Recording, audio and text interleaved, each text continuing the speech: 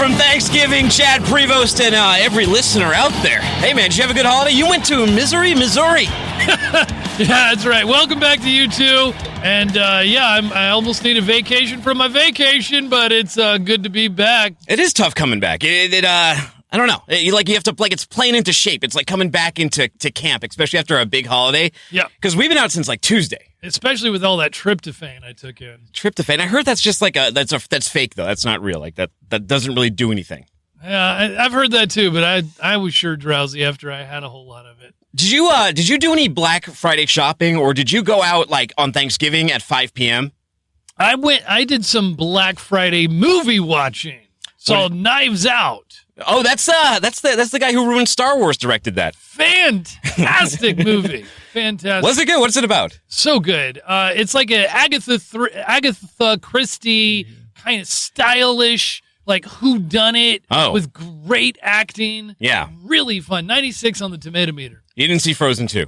No, only a 78 on the tomato meter there. Yeah, well, I think my kids would like it. I got my 3-year-old this big Sven that he can sit on. You put a carrot in its mouth and it talks. I didn't do any Black Friday shopping, but I do like that the stores open at 5. So, because usually the people, I don't know, you like the least leave at that time, and there's more pumpkin pie for you. Like the kind of person who will just take off on Friday. My wife did get a wreath that was so big we could barely get it back, and then it doesn't fit on the front door. Did she? Did you get your Christmas tree?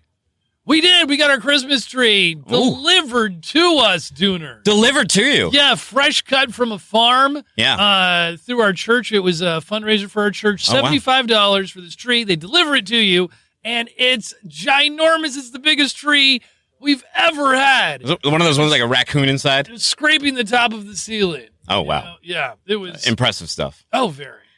Have you ever gotten a fake tree? I haven't. I kind of if I go over someone's house and they have a fake tree, I'm not going to lie. I kind of look down upon them a little bit.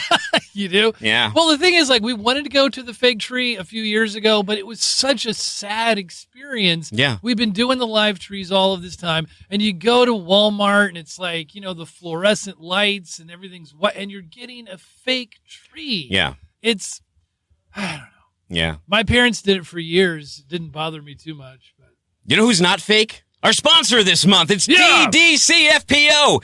DDCFPO is the #1 preferred back office partner for transportation. Want the most robust AI data processing solution available in the market today? Yeah. Of course you do. So then know what you got to do. You got to visit ddcfpo.com, or you can email them info@ddcfpo.com. Do it now. that sounds like headlines. It's headline time. All right, so we talked about Black Friday, and early data shows that foot traffic to U.S. stores fell about 6.2% on Black Friday, while online sales reached 7.4 million that day, up from 6.2 billion last year. Shopping was up 2.3% on Thanksgiving Day. Those people who I want to leave so I can have more pumpkin pie, those people, 2.3% more of them were leaving the party early, according to ShopTrack data.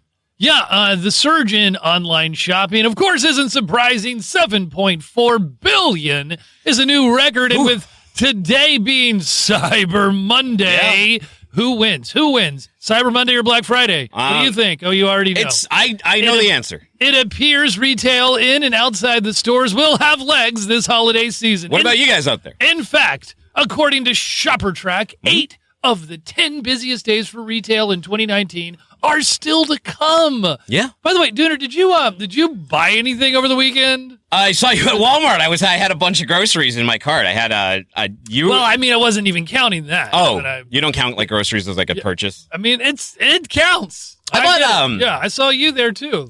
I know. A little out of context, you know. I saw Nick Austin, the guy who does fast-paced forecasts sometimes on the airplane out of Georgia, and then I saw you in Walmart roaming around. And my wife hadn't met you in person before, even though we've been doing this show forever. You're kind of antisocial outside of work, so we've. No, I'm just kidding. But we've never run into each other. And she was looking at you. She's like, "Is that George Clooney or is that Chad Prius?" She's giving you. Can you do the look? She kind of gave me the. She kind of gave me the. Yeah. Did you buy anything? There at the store, yeah. In fact, right there, I was in the coffee section, and we saw that there was some mocha-flavored Starbucks I pointed that out to coffee, and I was like, you know what? That would be great for the wife. I did grocery shopping Sunday. Did she appreciate your... She did. She said, I'm surprised you got this. And I said, I got it for you. And she said, well, that's sweet. Yeah. So thanks for the brownie points there. You're welcome. Good suggestion. Amazon reportedly tests inventory staging for merchants.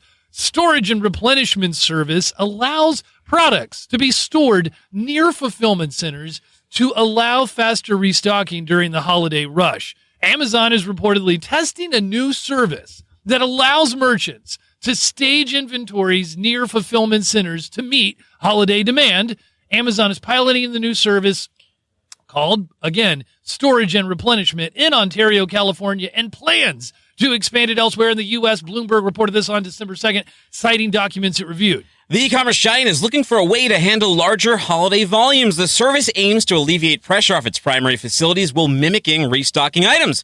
It also comes as Amazon faces growing criticism for its warehousing model. A recent report by Reveal Center for Investigative Reporting and The Atlantic found serious injury rates double the national average at some Amazon facilities. Wow. Yeah. A shocking development. Amazon's foray into staging inventories comes as it faces increased competition in fulfillment and warehousing, particularly from Shopify. Shopify's nascent fulfillment center is leveraging newly acquired technology from Six River Systems that will make it easier to bring third-party warehouses with unused capacity into their fold, Dooner. Shout out to Six River Systems. I had them on my old podcast. Fellow local Massachusetts company. Got that big deal from Shopify. They make a robot called Chuck. I've interviewed Chuck before. What's up with Chuck? I don't know. When you interview a robot, I mean, they do whatever they're programmed to do. All right, U.S. stocks tumble. This isn't good news. U.S. stocks tumble as Trump threatens further tariffs. So I don't need to write tongue twisters for myself like that. The S&P 500 took its biggest hit in 2 months on news that the U.S. would increase tariffs if the U.S. and China can't reach a trade agreement. Trump also said that he is reinstating steel and aluminum tariffs against Argentina and Brazil, and the markets rebelled. That, combined with weak factory data, which has seen manufacturing under pressure in these trying times of trade uncertainty, could hurt global economic momentum. So here to answer your question, if you guys guessed out there what did better, Black Friday or Cyber Monday, on the plus side, Americans are on track to spend $9.4 billion today on this Cyber Monday. What's interesting, though, is are we that predictable? Are we that predictable? Like, people just know automatic. It's like sort of like movie receipts. They already know, like on a Friday, by the end of the day Friday, they already know how much that movie's going to make over the weekend. We don't have free will if you think about it.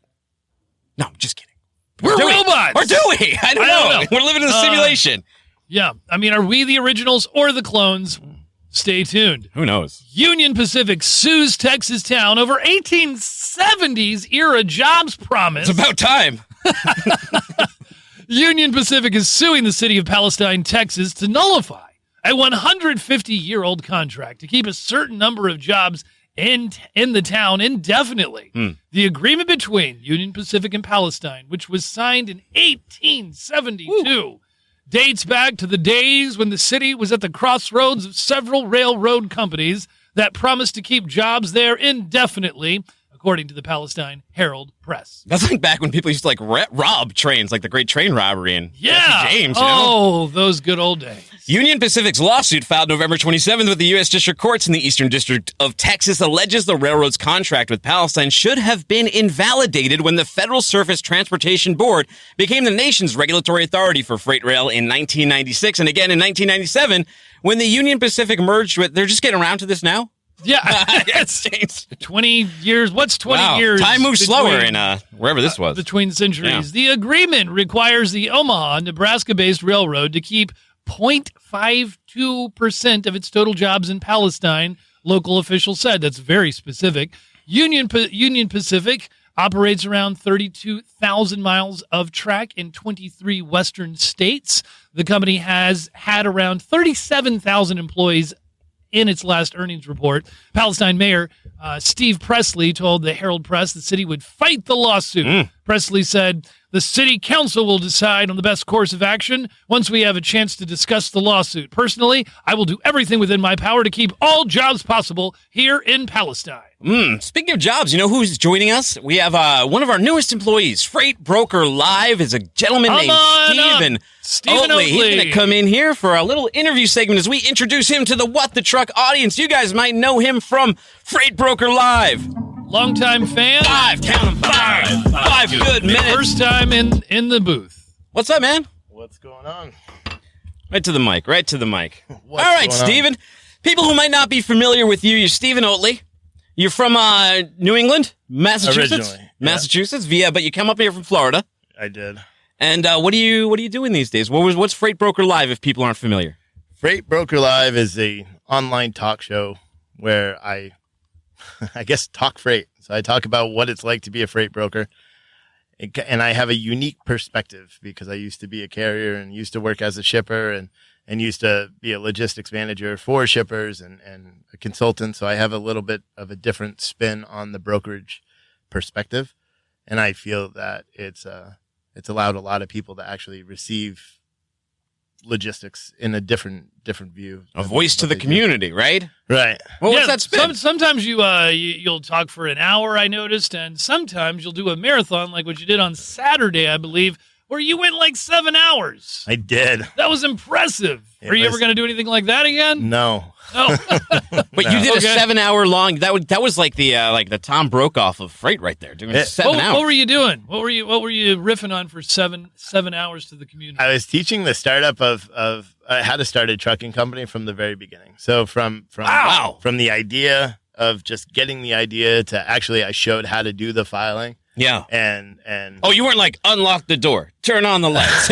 Like it was just gonna keep guys in real time. I'm teaching you in real time. I showed everything. So I actually did the filing live, and then we talked about I showed how to utilize both major load boards, and we had a couple of interviews with factoring and insurance, and I spent too much time. By the end I was kind of delirious of tired of hearing myself. But. Well, one of the speaking of getting delirious, one of the things that drivers are having to deal with here in the holiday season, in the winter, difficult driving conditions. Right, you drove up here from Tampa. Where in Florida? Port St. Lucie. Oh, okay. Port St. Lucie, which should have been a 9-hour drive, turned into how long? A 15-hour drive. Just over. Wait, was this because of holiday traffic? Yeah, and idiot drivers. Okay. I mean, that's the only... I've never heard of such a thing. Yeah, it was rough. I mean, a lot of the times you just have a slowdown or accidents for no reason whatsoever. Yeah. So it was just backed up. Yeah. And then compression traffic. Other times, like I made a video when we're sitting in standstill traffic, so I made a little quick video. Oh yeah. And I was like, this is probably just another reason why we're just having stupid traffic. And then all of a sudden, an ambulance comes flying by. Wow. And I'm like, well, maybe this one was real. Maybe this one's real. What's the longest you've ever been stuck in Cape traffic coming back from Cape Cod? I know you used to live over there. I remember a 4th of July, I was driving back, and it took like 3.5 hours to get back to Boston. It was terrible. See, I don't remember the Cape. I know one time to go from my gym in Port St. Lucie to my house, which is about 3 miles. Yeah. It took me an hour and 7 minutes.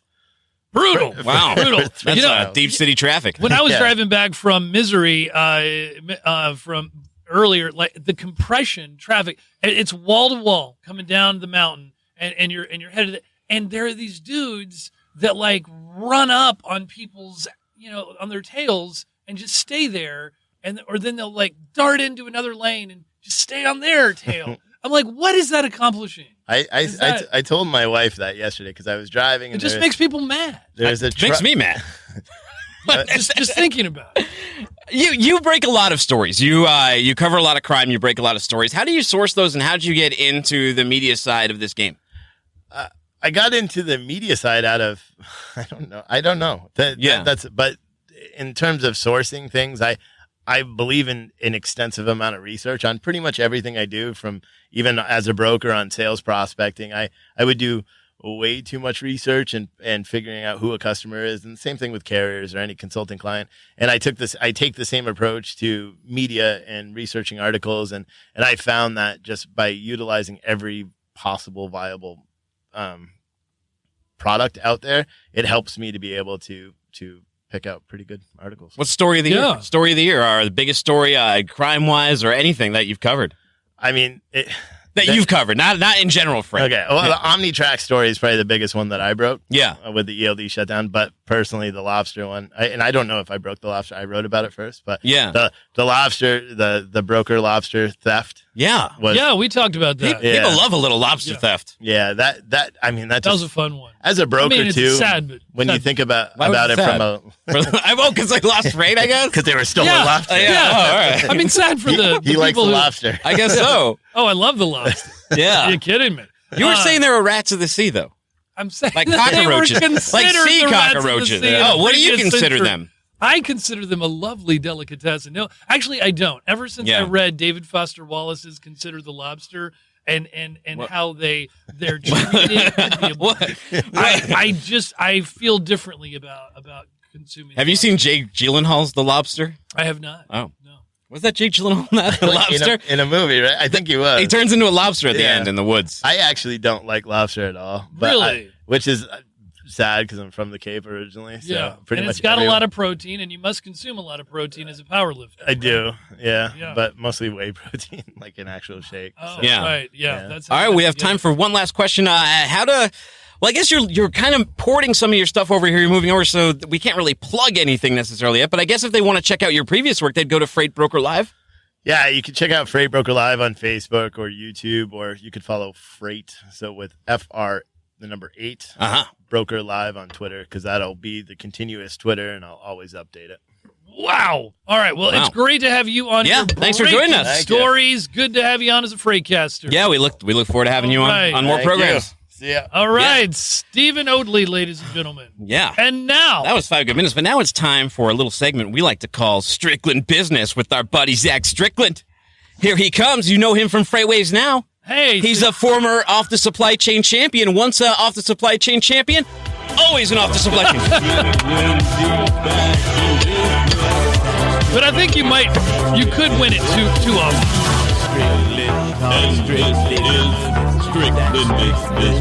Strictly business. You are listening to Strictly Business. I love it. It sounds like Cybertruck. It sounds like just if you were bumping that in a loop at a Cybertruck, like that should be the horn. I would listen to it. That's pretty hot. Yeah. It is hot. I'm learning how to make dance. those exact sounds on my own synth. Oh, Yeah. yeah. How do you do it? It's cool. It's fun. Yeah. It's Have you created some new jams? Yeah. Bring them in. Okay. Business of Yeah, music. well, Drop the guitar. Get to the switchboard. yeah, man. We'll do a little bit of both. Doing loops. Which is what you're about to do, right? Yeah. Speaking of loops and cyclical cycles, Speaking what's of going on empty right promises, what about empty containers? Empty containers. Yeah. So I noticed in SONAR, Yes. some of our rail data that tells us where loaded and empty rail moves, the different container sizes and whatnot. Yeah. I noticed an anomaly in some of the empty rail container movements. And I thought that was interesting because that's a pretty good signal because all these big shipping companies, they own most of these containers and they don't really know that much about domestic freight volumes and all that kind of stuff. They know what's coming across the ocean and back and forth, but You know that there's one of them sitting there right now. They're like, I know plenty. Yeah. Getting all defensive about it. Yeah, I know more than about the I got sonar. I know a little. Yeah. But that's not their main business. Sonar. Yeah, that's not their main business. So it's just like it wasn't my main business to know what Home Depot did, but I knew some about it. Reeling it back in now. Reeling it back. So just to see that there was a huge increase in the amount of empty rail containers going into New York, New Jersey, and a lot of empty rail containers leaving, or actually the amount going into Los Angeles was declining. So I took that as a signal as like, okay, they're rebalancing their containers. So that means that they have some sort of semblance of where, either they're going to ship them back across the ocean, which they typically don't want to do empty, but they're getting ready for some sort of push. And they finally figured out or accepted the fact that a lot of the freight is now moving into the East Coast versus the West Coast. Maybe not, Do they have an East Coast bias? They're starting to get a little bit of one. Actually, they had a West Coast bias, and they're correcting. What do you think Good about for them. What do you think about Black Friday sales being down 6.2%? But the day before Thanksgiving, so 2.3% more sales on Thanksgiving Day, 6.2% down on Thanksgiving. And then today, what do we say? 9.7 billion or something is projected for Cyber Monday. I think. Yeah. Yeah, 6.2% less retail foot traffic. Yeah. but actually up 7.4 billion from 6.2 billion last year. Sales. Yeah. Yeah. Right. Well, did anybody talk about the weather over the holiday? I mean, because that has a pretty big impact on what people go. Storm I mean, especially Ezekiel. Yeah, it was. I think it was rolling across the Midwest. I know we got drilled. It was lightning and thundering here on Saturday. I drove in the rain all the way. Yeah, but that storm was coming through, so a lot of these major metro centers were getting hit with Ezekiel or one of those big storms. But the stocks are getting hit because we have these good retail numbers, but then to, I guess, counterbalance it, Trump has threatened to add new tariffs to China if they don't come to a deal, and they added the aluminum and steel tariffs. They're reinstating them for Argentina and Brazil. Yeah, I that's a never ending. I don't think we're going to get resolution for that anytime soon. They don't seem to be friends. I don't think. Is there manipulation going? Like, what's the deal? Like, why pick? Because there's got to be some motivation when you pick a day like today to do that. Is it because of the positive impact of retail sales, or it's because you have leverage? I mean, everything he does is about leverage and how he can negotiate through. He doesn't have leverage when the economy, for instance, is going terrible. Yeah, I mean that's where he loses all his leverage. I think he actually gave back a lot of ground when things were looking a little grim. Was it last month? Things were a little grim, and he was like, you know what? Maybe I will let him, go in and maybe give you a little bit of money back, And well, the factory data was part of it too. So factory data that came out today in the report was not great. Yeah, I don't know if that. I didn't read that one. On Freightonomics. That's not on the chart of the week. That's not on the chart. Not on the chart of the week yet. No, it'll be on the next way chart. up the chart. Way up the reservation. That's just breaking news that came out like right before we went on air. Oh, really? We just thought you might be a little more informed. I guess. I was just probably doing my job upstairs. Just keep it in Strickland. Yeah, I was busy helping Scott Orland with the algorithm to our rate predictor model. Oh, now you're just showing up. Do you know that he has a podcast coming out? Yeah. Well, you kind of have a couple now. So you sneaky already have one called On the Spot.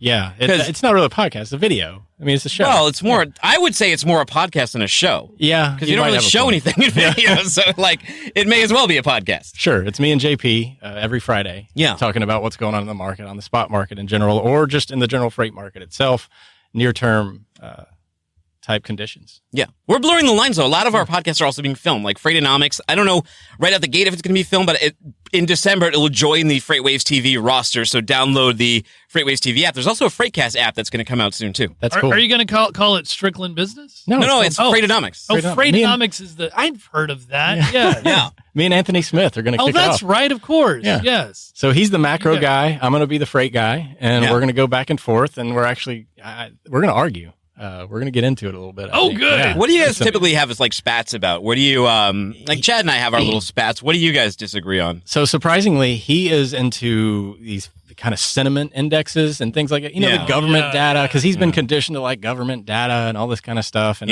I always like to see the granular detail. I like to know why, but I want to understand exactly why and what's going on. Not that he doesn't, but he uses these, I feel like buying something today indices, and I want to see you don't how think much that's real. You buy. Is that pseudoscience or pseudoeconomics?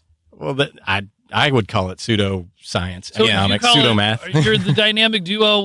Are you the Batman to his Robin, or is he the Robin and you're the Batman? Wait, he's definitely got me on the physicality side. Yeah, he's a powerful man. Yeah, so it's good for you to. Who do you think? Do you see Stephen Oatley out there? Who do you think can lift more, Anthony or Stephen? We'll have to have them match up. Oh, I'm putting it on Anthony. Yeah. Oh, yeah. What is he? How much does he get up there? Dude, I've seen him in the gym. He can bench press like 400. Wow, he's like powered by Sour Patch Kids too. If you see there's a picture floating around of him playing rugby. Yeah, and his quads are this. It looks like somebody cut down a 200-year-old oak and just put it right there. Jesus. Wow. That's older than that railroad town that was fighting over that 1870 law. Yeah, that was just 150. Yeah. All right. Well, hey, Zach, thanks for joining us. We look forward to your show dropping later this week. Yeah. Congratulations. Cool, thanks, buddy. Take it easy, man. All right. Now it's time to see who made the Dean's List, right? Nope. There we go. Bring him on. You made the Dean's List. Hey, know who's made my Dean List? Joseph Soles. He said Cyber Monday. What the truck? Zach Barnhouse. He said represent Missouri. Yeah, Missouri. Yeah. Represent. Right. Hey, Dean. G'day. If you guys were listening on the radio, Dean and I were talking about the logistics of Christmas Andrew Cox, he from Great Quarter Guys, contributed to that show. He did his radio hosting debut. It's like a young Chad Prevost just holding his own out there. Great job. Yeah, he did. Didn't he do a great job? We're very proud of him. You wouldn't have known it was Very his first proud of time, the young and man. he was. You wouldn't have known he was 20 either if he didn't take a shot at me and said I'm at least 20 years older than him during the show. Well, Dean, we know you could riff on a lot of different things. It's wintertime, hard miles out there. What's on your mind? What's something that you want to share with us? In one of the most bizarre things I've seen in my entire trucking career, last weekend on the I-15 on the Cajun Pass, over the weekend, there were about a dozen people playing in the snow on a truck runaway ramp. One person was even snowboarding. So this is on a ramp down a big mountain where brake fade is an issue, and if you've ever had it happen, you'll know that you have no ability to stop the vehicle other than plowing into the soft gravel. What was bizarre was the pictures on social media of these folks just in sort of quite nonchalantly playing in the snow and having snowball fights and snow on a highly dangerous part of the mountain. Wow. Ooh. What could go wrong? Did they make the list? That's the list. Don't park on the truck runway ramp. Don't snowboard. That's the first thing on the runaway. dean's list. You'll make the dean's list if you for bad reasons, right? That would be like the proctor's list or something. We'll have to find them on Twitter and give them a shout out. It's like a death wish. Number two on the death wish. Well, it could be for some, but number two is IMO 2020, and it's a pretty big deal. Opinion. We are 29 days away from the big event where major shipping lines have to convert to low sulfur, fuel. They have to drop from 3.5% to 0.5%. There's a few options they've got, scrubbers, LNG powered vessels. Or using different types of fuel. It's the latter that's the bigger issue for truckers, because when you take another couple of million barrels a day from the ultra-low sulfur diesel fuel market that trucks run on, when you increase demand on existing supply, it could raise truck prices. So in the next 29 days, truckers, asset-based carriers in particular, need to watch the IMO 2020 and read John Kingston's Saturday oil report religiously. He's coming out with a new show too. Drilling Deep, John Kingston. Yeah. He's going to have his own podcast. He's the Deep man. thoughts. Yeah. And the last thing on my list is really about e-commerce. I've noticed in the last couple of weeks that as an Amazon Prime customer, I've noticed that normally when I would put in 2-day delivery for free, most of the time it would come in 2 days. Yeah. I've noticed in the last 10 of 10 deliveries that I've been tracking with doing my Christmas shopping, they've all arrived in under 24 hours. Which means that distribution centers are not only moving closer to big populations, they are more stocked with a wider variety of goods. For example, I went to my local hardware store to buy Step 4 fall fertilizer for my yard, and they didn't have it. So I went outside and I thought, I will just try Amazon Prime. Which isn't a great place to get that. 2 45-pound bags, right? Yeah. Pretty heavy for final mile. Don't you end up on a list if you buy too much fertilizer online? Well, with my diesel consumption. I know. People are going to start getting, they're going to look at you twice. I may be on that list already. Dean's made a different list. Anyway, the 2 bags of fertilizer arrived 13 hours later. Wow. So it means that somebody has got stuff in warehouses close to where I live. Length of haul is down to around 420 miles for dry vans. So length of haul is down about 4% year to date, but e-commerce sales are up about 4% year to date when you look at the year-over-year change. So it tells me that the trucking length of haul for dry vans is getting shorter as distribution centers move closer to populations. It's changing the whole freight dynamic. Cyber Monday going to set records today, too. Apparently. Speaking of that. Well, see, have you looked at the carrier, though? So are most of these deliveries being done by Amazon themselves? Most of them are in the Amazon Sprinter vans. The guys that I talked to yesterday, I talked to a young guy who was delivering. He had 170 deliveries for 230 packages. And at 5 o'clock in the afternoon, I was the last delivery, which was kind of amazing. Very but punctual. That's the world we live in. It's 7 days a week and on time and quick. That's surprising. I thought you were going to say they were getting loose and not meeting it, but instead, no. Getting faster, quicker, more reliable. I've just noticed a change this year over the course of the year. Do you think that's because they're taking further control of their supply chain? Because a lot of times when I would get something late, it would usually be because USPS was the carrier on it. UPS was usually pretty good. The problem with like a UPS though is you never get surprised. They're like a clock. If they say 2 days, it's there in 2 days. If they say 3 days, it's there in 3. You're never getting it early. But with Amazon, sometimes you can get surprised, and it'll say 2 day, and like you said, you'll get it in 13 hours. Usually not late. I track it from the distribution centers, which seem to be in the New Jersey, Philadelphia area. And they're always, you draw a circle within 500 miles overnight run around that. And you cover a big part of the U.S. population. Oh, yeah. Fantastic. Yeah. Thanks for joining us, Dean. Thank you, guys. That's who made the Dean list. We had IMO 2020. We had Don't Go Down Dangerous Hills. Like the Grinch going through Whoville. And e-commerce coming through strong. Good stuff. Thanks, Dean. Like it. Thanks, Dean. He's making a dynamic impression in freight as well. Yeah. You ever do any big sledding down hills? You a sledder? Oh, yeah. Are you really? Yeah. I mean, are you a skier? I grew a little bit. Yeah. Where do people ski around here in the South? Not many options. There's a little place in Alabama. Yeah. You don't really. It snows in Alabama. Is there a mountain? Yeah. Yeah. What is the mountain called? I forget, but I would never go there. What you know what you go to? You go to Colorado. Yeah. That's what you do. You go to Colorado. That would be a big deal. Where is Emily Szink? She's a big deal. Speaking of big deals, big deal, come on in. Oh, here she comes. I believe. A little tardy. She's like, you just had to call me. Okay. Like next time we'll just ring a bell.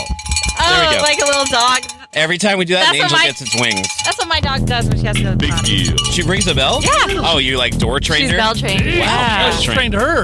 How do you? Oh, yes, that's true. Who's really Are you Pavlov's dog, or are you Pavlov's own, or what is Pavlov's dog's name? Pavlov's dog.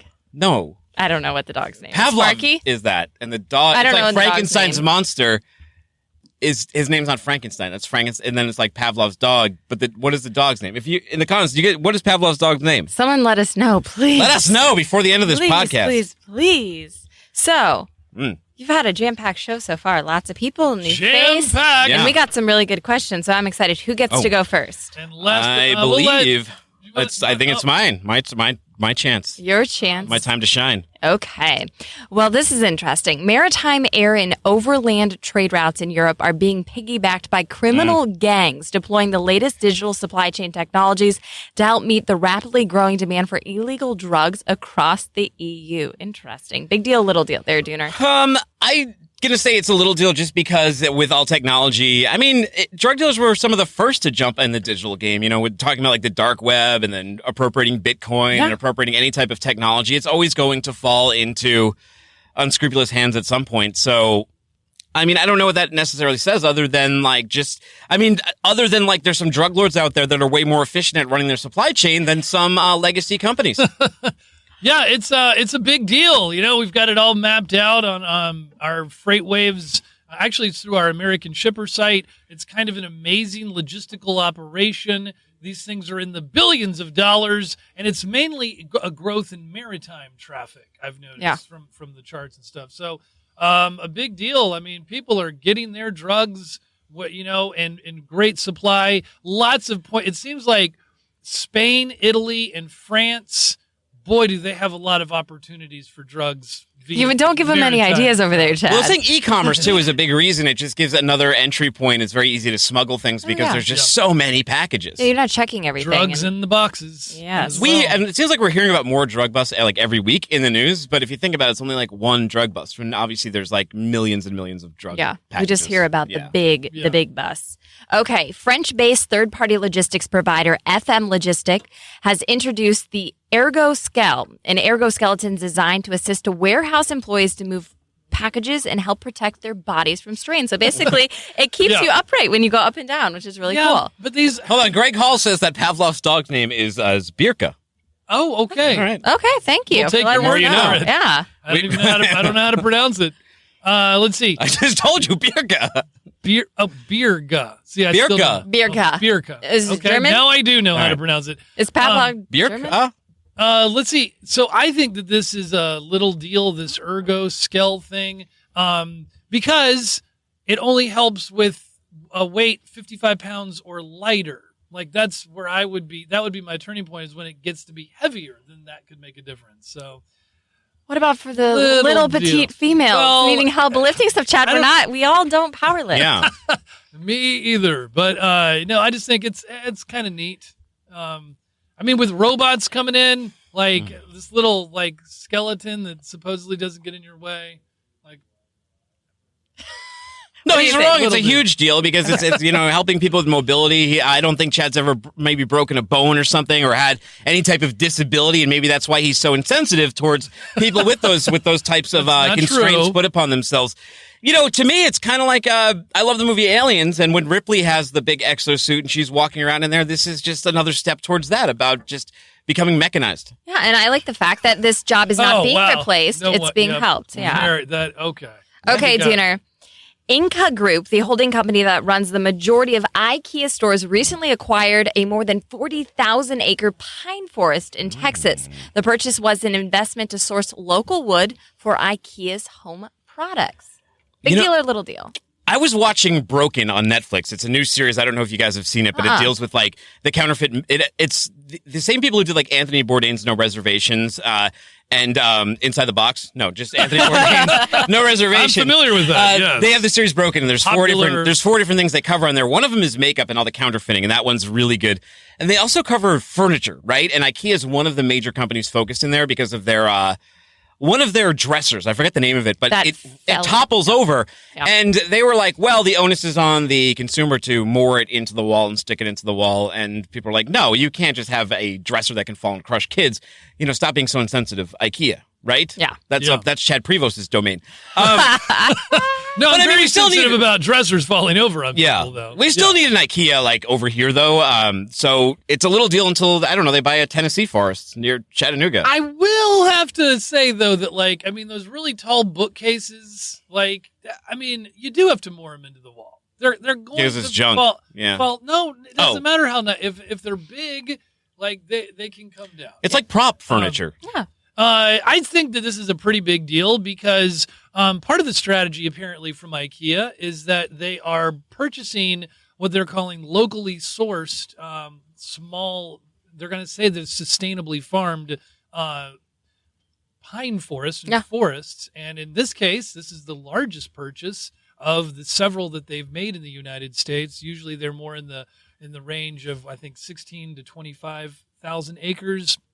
And this is 42,000 acres in Texas. So they do actually, it's not just like they're finding a little place where they can kind of get away and have a little store. They're actually sourcing the wood. And I think that it's just one of those things of the potential of having small distribution centers. Well, they have small little forests. So one of my sons, my 3-year-old last night, he loves this segment. This is both my kids. They love Big Deal, Little Deal. Wait, they watch this? Yes, they know this segment. They're very familiar. It's like, hi, Sebastian and Ronan. Hey, Sebastian and Ronan. So they watched it. But one of the 3-year-old, the 5-year-old, he accidentally got a little pee on his pajamas. And then my 3-year-old is just sitting on the ground without missing a beat. He's like, Little Deal. Wow, they're catching on. They're catching on. It runs in the family. Apparently. Oh my God, that's too cute. I love it. Well, according to the Wall Street Journal, Target says it now sources 80% of its online orders from stores, not their warehouses. And it recently retrained more than 300,000 U.S. workers to give them new titles and responsibilities. Is this a big deal or a little deal? Well, this is a big deal in terms of they're adapting to the changing, morphing marketplace we're all going to be having to do. Strangely enough, it's so funny. Like when technology comes along and automation begins replacing jobs, we all have to work a little harder. It's always been the case. Like our lives get busier and more frenetic that once that we're freed up to do a little bit more. Target is no exception. And they are rolling with the times. Yeah. I think they're getting smart too. If you think about like warehouse space is really expensive. We talked about this on Off the Supply Chain before when we were talking about, what to do with retail space. And it just makes sense to use the space that already exists as a distribution center. I just wish that their online, like their app, was better at telling you what's in stores. It's really them and Walmart. Like I was shopping for a TV a week ago, and it's very, very difficult to tell If it's whether someone's going to be Yeah. there or not. But if you do pick up at Target, like drop to your car, that actually works quite efficiently. Yeah. I don't know if you guys have ever done that. People love pickup at Target. Have you done that before? Yeah. No, I haven't done it, but I know a lot of moms who do it, and it makes sense. It tracks your phone and everything, and then like it knows when you're there, and you park by this red sign, and then you just hit a button to confirm, and a guy comes out and he just scans a QR code, and then they just give you your stuff. Yeah. Wow, does he have like a white beard, and is he wearing Like like Santa? a red suit? Like Santa Claus. Oh. No, a lot of places are doing that. So I worked at an Ann Taylor for like 8 years, the clothing store. And when people would purchase online, I would be sometimes packaging it in store because then they would source from the stores first, and then I would ship it to people's homes. So a lot of places have kind of gone to that model, but 80%, that is a big number. So that's very interesting. No, that is. I think that's really the takeaway from that. Yeah. So coffee prices. I love coffee. I don't know about you guys. They're up over 20% in the recent weeks. Big deal or little deal, Dooner? Where? I wouldn't know. I mean, I was at Walmart. Chad and I were buying our wives' mocha Starbucks coffee thing. It was like, nice I think it was like $5.36 or something. It was definitely a good deal. Yeah, right? it was there at Walmart, keeping the prices down. I for didn't the see people. the 20% hasn't hit me yet. No, yeah, I mean, and that's all that counts. No, I mean, it's, apparently there is this bug going around, right? Like there's, what's it called? The rust. There's I'm looking for it real quickly, but there's a bug going around that is like just wiping out entire plantations. In Latin America, it's happening. Apparently also in Spain. Also, there's been droughts keeping the supply down. I think the consumers, what we consume 2 billion cups of coffee a year, and that demand's not going anywhere. That's it. Only 2 billion cups of coffee a year. It just seems like we would, I don't know, 350 I drink 2 million. billion myself. I thought you were going to say a day, a year. Well, let me look for my sources so I get. All right. We'll come back to you. Doesn't that seem small? It's really small. 2 billion cups per day. Okay. Yes, there we go. I can be wrong. No, All right. all right. you admitted it. But it's a $20 billion industry. Yeah. Oh, yeah. And, Coffee is big business. And I love me some coffee. I used to roast them. Like I used to buy them wholesale green, and then I would roast them and make it like fresh. Because if you get them green, besides they stay fresh for up to a year. Wow. Unlike when you buy them already roasted, they stay fresh for 2 weeks. So when I go to my in-laws' place, I was there for Thanksgiving. I can't really drink their coffee because it's one of those arguments where it's like who's ever on their perspective, but they'll be like, you want to make strong coffee. And I'm like, no, I just want to make it how the bag says, like a tablespoon per cup, not a teaspoon. But so don't call it strong. Like I didn't call yours weak. But I don't know why I get defensive either. My mom I don't know. doesn't It's let just the me way they make say the it. Do coffee. they make it so you could read a newspaper through it type of thing? What? Like they say, well, I don't want mine so I can read a newspaper through it. You know, like it's so transparent, like translucent coffee. Good one. Like tea. Yeah, you don't want to look like tea. No. No, I want it not to be at all. dark. Yeah, you want some good coffee. Although supposedly there's more caffeine in the lighter roasts. Oh, Yeah. interesting. That's what they say. Very interesting. Well, millennials strike again. A study by the National Christmas Tree Association says a 20% spike in real tree purchases and 12% rise in artificial tree purchases compared to last year. Chad, big deal, little deal?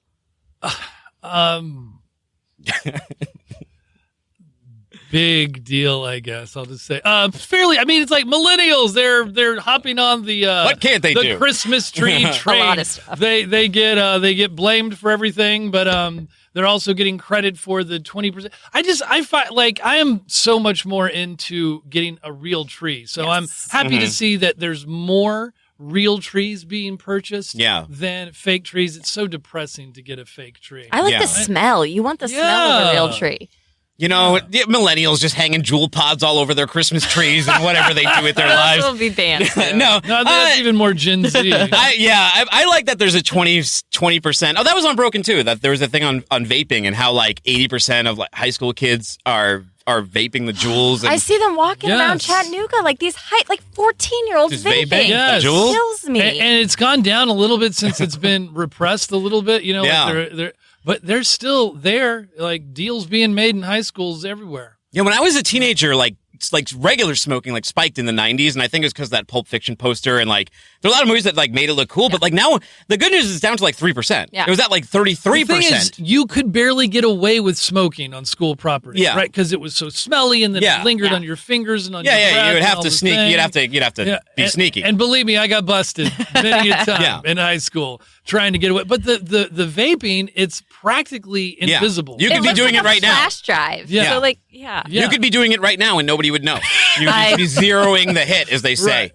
Is that what the kids ripping are saying? jewels. They say ripping jewels and zeroing the hit. I feel like such an old person. Like, this is what the kids say. All right, so here's what the millennials say. They say they like Christmas trees, regular Christmas trees, better than the fake ones. So I like that. Okay. That's great. Yep.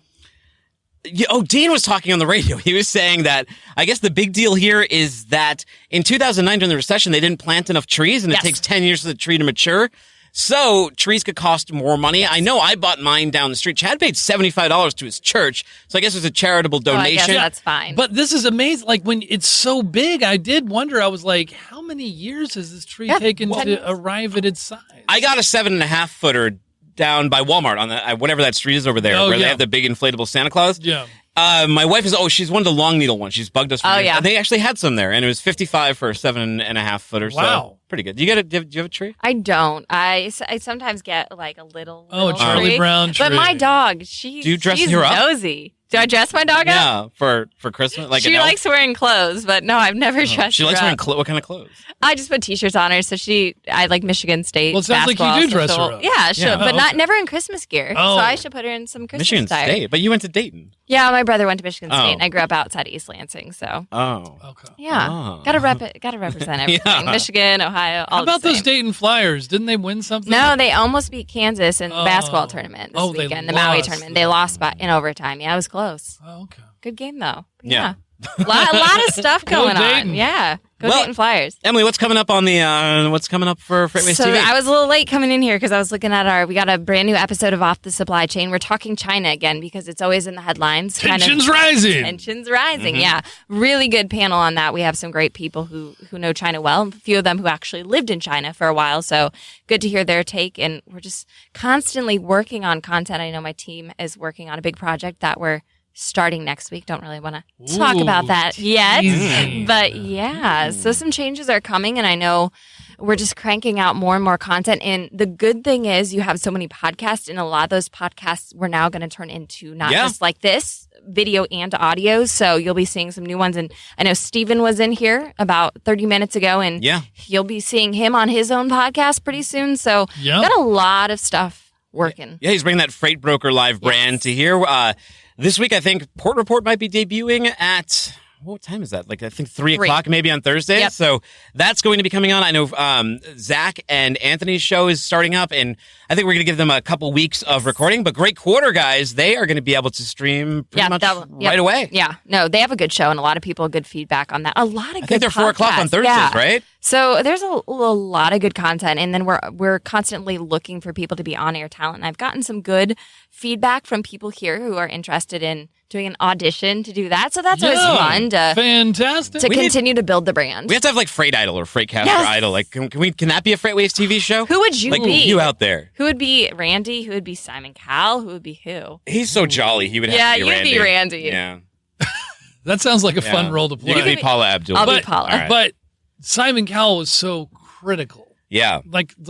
Of critical importance. Speaking of smoking, he like refuses to stop smoking indoors. Yes, I was reading that. And no, Gabrielle Union lost her job because allegedly she told on him to. This is just one of the many straws that broke the camel's back, but she told him to stop smoking, and he said no. Amongst what other show things. is that? America's Got Talent. It's like it's not American Idol, but like the next iteration or whatever it was. But I guess he just smokes and smokes and smokes. Indoors, yeah, apparently. And then he's crass or something. I don't know. These are all allegedly. These are all allegedly. Yeah, we're not allegations. We're not You know who's on FreightWaves Insiders this week? Tyler Robertson from Diesel Laptops. He is taking over like the truck analytics space with these laptops. He has a really interesting story to how his company started. The guys at TTN Fleet Solutions actually sort of turned me onto his story, but he's also really, really good at social media. He's got a very strong following on there. And if you tend to notice a lot of times on Insiders, I tend to key in on the people who are really good at social media just because it's easy to connect with them on LinkedIn, and people who are really good at social media tend to be friendly and open to doing these kind of opportunities. But It's great stuff. And on the back end, you'd probably notice that bug down there. But if you want to advertise with FreightWaves TV, should they reach out to you? Yeah, reach out to me and let me know. Szink, S as in Sam, Z as in Zebra, INK at FreightWaves.com. And yeah, we would definitely love to have you on the show. Advertisement, yeah, if you see someone's logo somewhere, your logo could potentially be there. So always great opportunities as we continue to grow. And we love growing our sponsorships and growing our community with everyone. And don't forget to download that FreightWaves TV app. A little cowbell for that FreightWaves TV app. Wow. A little cowbell for Stephen Oldley's first day. Yes. Do you remember your first day at FreightWaves? I do. It seems so long ago. It does. It seems like forever ago. Mine was in April, but it seems like in June. May. When was your first day? What? 2 years ago. When was your first day watching What the Truck? Listening in, watching all these apps. Little cowbell, everyone back here. We're back from work. You're back slogging through that Thanksgiving, trimming that fat, trying to get back down to fighting weight before Christmas. You don't want it to get out of control, man. Shout out to Strickland. Woo, Strickland business. Are we done? I think so. Okay. Just. Let's hope.